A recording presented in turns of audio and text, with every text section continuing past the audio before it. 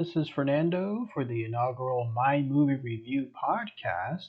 So, some of you have been asking me to do some type of videos when it comes to my reviews, at least those that I was doing originally on my community tab and also there on my Facebook post, and then in some cases on Instagram and Twitter as well. So, I thought, why not? I'll just do this as a quick type of video, pretty much just raw, unedited as is, but I found a way using OBS to do so. So, let's go ahead and for this inaugural one, I'll just give a quick review involving a movie I just saw, a revisit of sorts called Lionheart. Now, this was a movie that came out in 1990, and it was definitely 90s cheese. Like going back and seeing something like this, it was just amazing to see the different time, the different era associated with the early 90s films. They were just a lot slower. They had a lot more paced scenes, and then also the action was much more calm. Like, in other words, today's action definitely involves a lot of frenetic just quick shots that are going here and there with a lot of jittery cameras.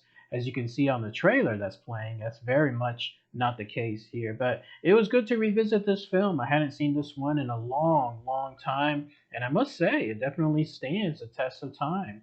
Lionheart definitely remains, in my opinion, and an opinion of a lot of others, Van Damme's greatest film. It definitely is a cult classic of sorts, and it's also because of the good storyline, the decent acting, good direction as well. Definitely a movie that to this day is often revered within Van Damme's library. I think this was his best work because it was definitely at his calmness. Like, in other words, he wasn't doing kind of hokey storylines involving him being the best of the best of other things and taking on world's champions across the entire you know other the storylines that some of the other films of his used to take on afterward. But no, in this case, no, it's just a calm, quiet story. Here he's just fighting really for his brother, his dead brother, and because of it, his the spouse of that dead brother is suffering through some kind of financial crisis, and so there he is, just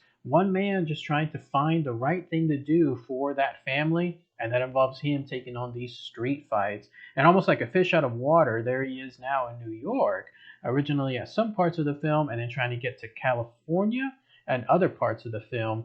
And he's finding a lot of adversaries along the way, not just because of the French legionnaires that are trying to capture him because he's AWOL, but also the other people there within those street fights that are also becoming enemies of him. But decent acting all around. Everybody definitely gave their effort. I can't remember what that actress's name is, but you'll see her throughout this trailer, the beautiful one that played the blonde boss, if you call her that, within the film. She was absolutely great.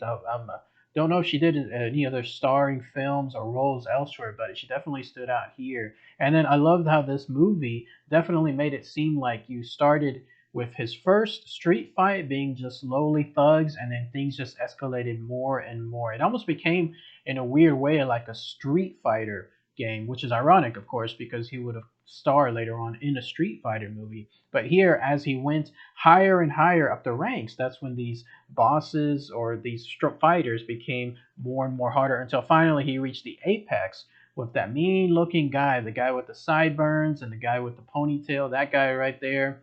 That was a really, really great build up to that fight.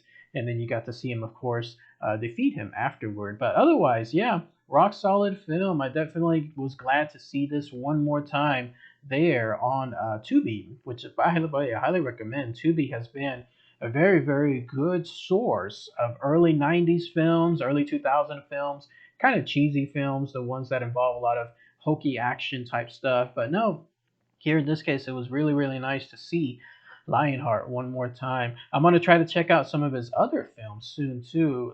His early films like Kickboxer and then, of course, Street Fighter as well, just to see if those stood the test of time. But this one definitely did. So if you have a chance, I recommend it. If you haven't seen Lionheart, it's definitely a good entry, one of his best within the entire franchise of Van Damme. Or if you haven't seen it in a while, definitely check it out again. You'll be picking up some things here and there that might have been missed. Like that whole Legionnaire plot, I completely forgot about that. I just thought that he just showed up there in New York or California just on his own. But no, he was definitely AWOL, and I completely forgotten about that subplot. Same thing with regards to that blonde woman again, kind of having that nefarious type of bets that she was doing against him afterwards. I completely forgot about that too. Plus, a little cameo too from a fan favorite of mine, Brian Thompson, that big guy that was in the Star Trek.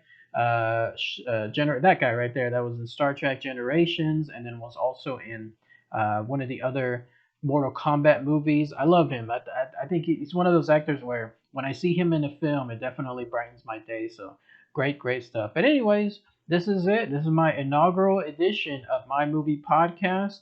I might do more like these later on. Again, it's just let me test the water, see how this goes. This is essentially how it's gonna look like. It's just again unedited as is. I'm not gonna put too much work into it. It's just me giving my opinion the first time right after seeing the film. So let me know what you guys think about this. Post those comments below. Let me know if you want me to do more of these afterward. All right, everybody, take care. Bye.